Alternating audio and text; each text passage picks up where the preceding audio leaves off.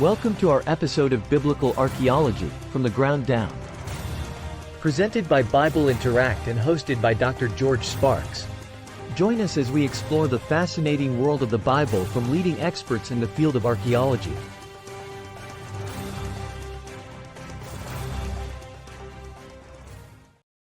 Hello, my name is Dr. George Sparks, and this is Biblical Archaeology from the Ground Down, sponsored by Bible Interact.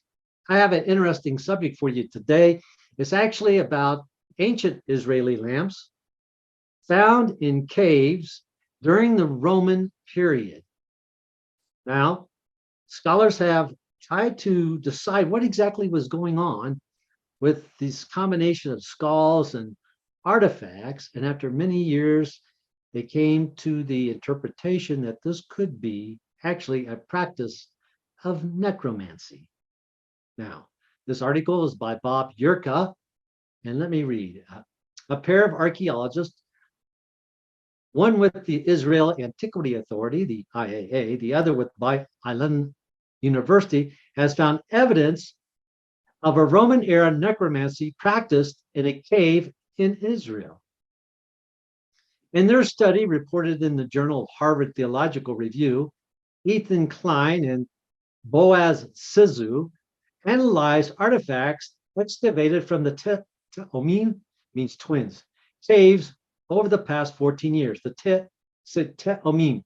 Actually, by saying twins, maybe there's two caves involved in this. The Te'omim cave has played a role in the history of what is now the Jerusalem Hill regions west of the famous city. During the Bar Kokhba revolt, so we're thinking about 2nd century CE, AD, around 137, okay? So, for example, it serves as a hideout, these caves, for the Jewish rebels. Of course, the Jewish rebels during the Bar Kokhba revolt. In this new effort, the researchers studied artifacts that multiple groups have removed from the cave since 2009 as a collaboration between several entities in Israel. So a number of universities, colleges, what have you, have brought their students together along with professors, and they've been excavating these caves. Such artifacts have been dated approximately to 2,000 years ago or during the Roman period. So this is also for the time period, if you will, the time period of Jesus. Researchers have found more than 120 oil lamps, various weapons, vessels, coins, and even 3 human skulls. So many of the artifacts were found wedged into tight spaces. In these new efforts, researchers analyzed the artifacts and the places where they were found and have hypothesized that at least some of them were used in an attempt to speak to the dead people, a practice, of course, called necromancy.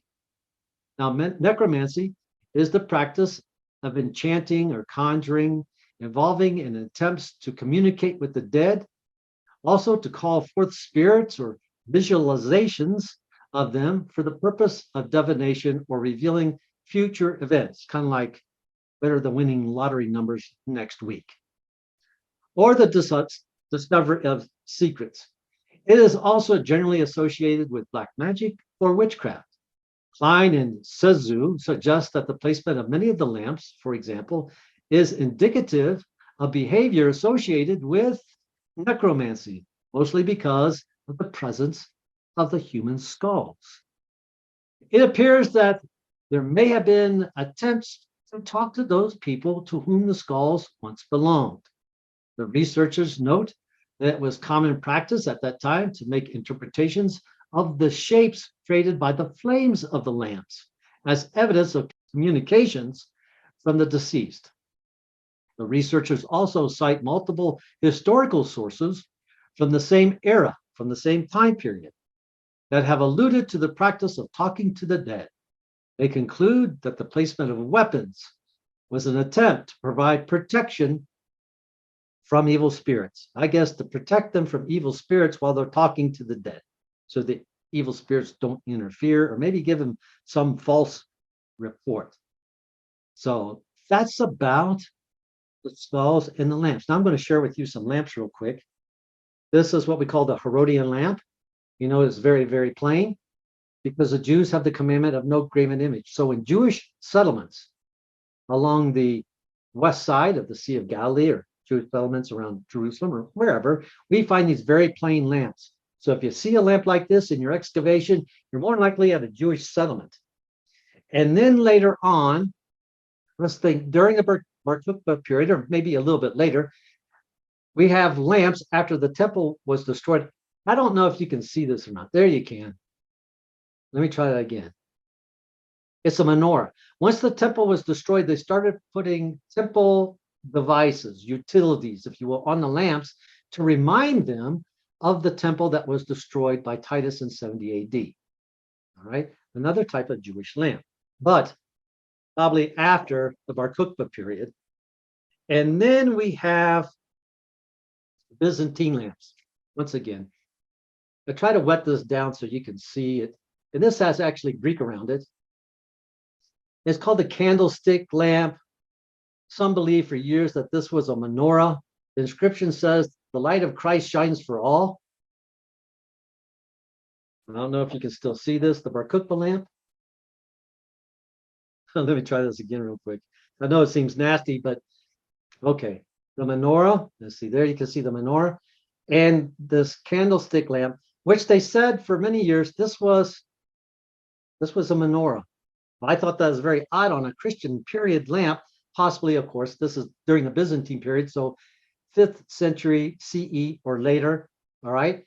And this actually, believe it or not, I said, this is what, under peer review, I believe this to be a palm branch, because Jesus had that triumphal entry. So the light of Christ shines for all.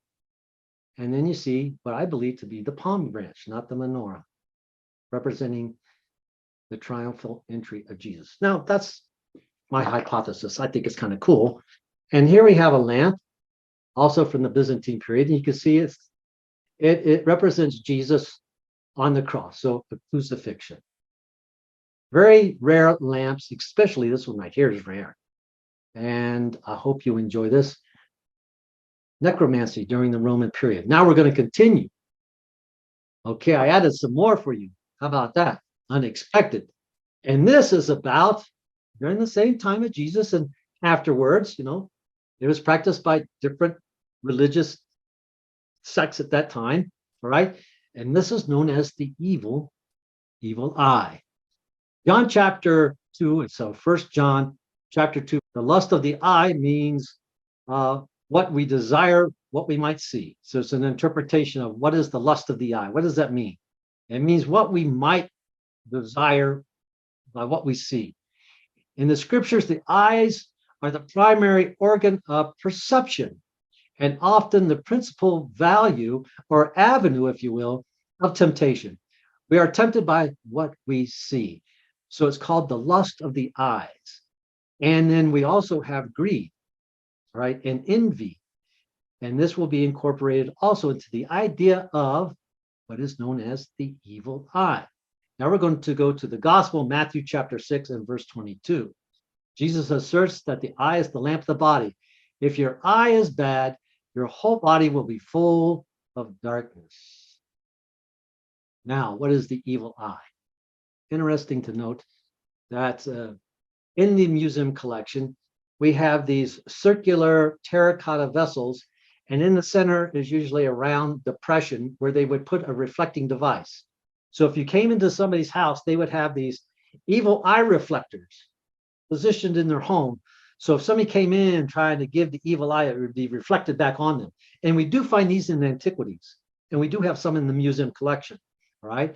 The evil eye is a supernatural belief in a curse brought about by malevolent glare, usually given to a person who is not aware or really unaware. The evil eye dates back to some, believe it or not, 5,000 years BC. So you got people that were envious, greedy, 5,000 years ago?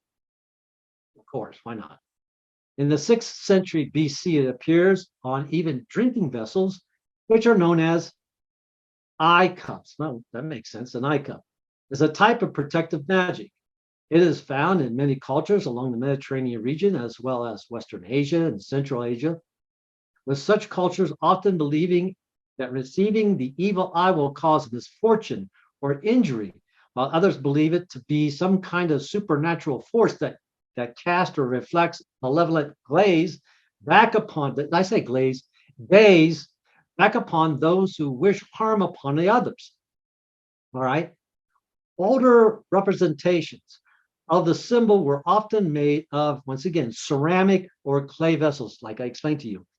However, following the production of glass beads in the Mediterranean region in about 1500 BC, evil eye beads were popularized with the Phoenicians, the Persians, the Greeks, the Romans, and even the Ottomans.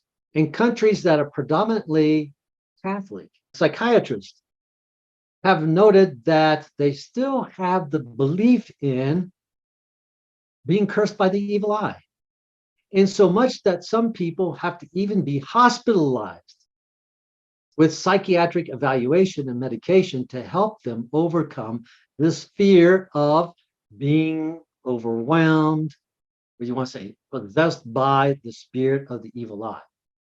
Kind of like exorcism, if you will. All right. So that's number 2. I got a third one for you today as well. Yay. I know you're just, no more, please, no more. Too bad. This is the incantation bowls. So we got lamps and we got mirrors, and now we have bowls. I think what's left. But I got my cereal in there. That's where I keep my tricks. That's where I keep my fruity pebbles. Well, you throw those out and it becomes an incantation bowl. I don't know. But we also have these in the collection of the museum. All right, they basically date from the 4th century Common Era, so CE or AD, if you will. We had one in the collection. It was loaned to the University of Omaha, Nebraska years ago. And a Dr. Rami Arab, professor, I should say, Rami Arab, wanted to translate it.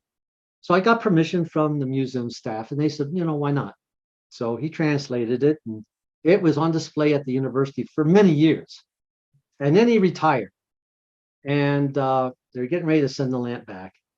And I thought, it'd be a nice gift, celebrating his retirement. And I asked the museum staff, since he liked the bowl so well, that he actually translated it and he kept it on display at the university for years. Why can't we just give it to him? Because I'm sure I'll make good use of it. And they did.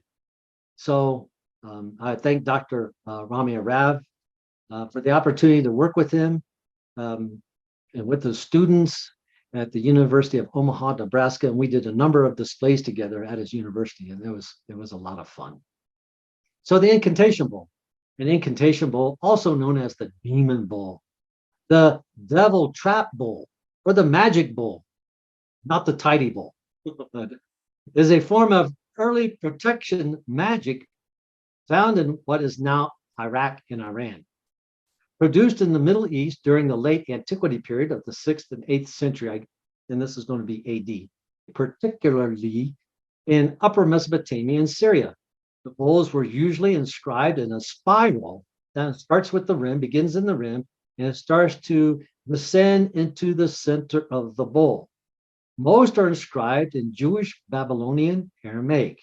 The bowls were buried face down. That means they turn them upside down, and were meant to capture the demons. So you turn it upside down in the prayer or the hymn or the chant or what it might be, and the bowl is supposed to keep them bound. They were commonly placed under the thresholds, under courtyards, in the corner of rooms of homes of the recently deceased, and also, once you guess, cemeteries. So there you have it, folks. 3 different types of mysticism in the ancient world. I hope you enjoyed this. I enjoyed sharing it with you. Have a great day and be careful what you look at. Thank you.